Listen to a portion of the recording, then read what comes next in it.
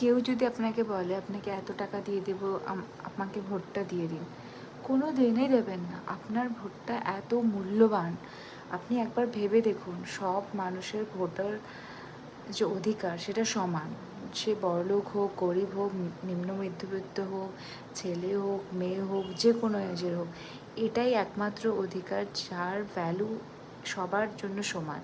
যদি একজন 100 কোটি টাকা আছে যার কাছে, সে ভোট দেয়, আর যার কাছে 100 টাকা আছে সে ভোট দেয়, দুটো ভোটের ভ্যালুই সমান।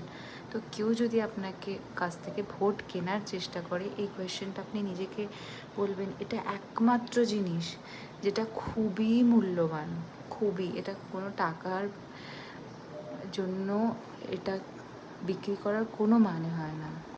আর আপনার কি মনে হয় সবার ভোটের অধিকার সমান না হলে ইলেকশনের টাইমে সবাইকে এত ভালো করে ট্রিট করছে কোনো এমপি এমএলএরা?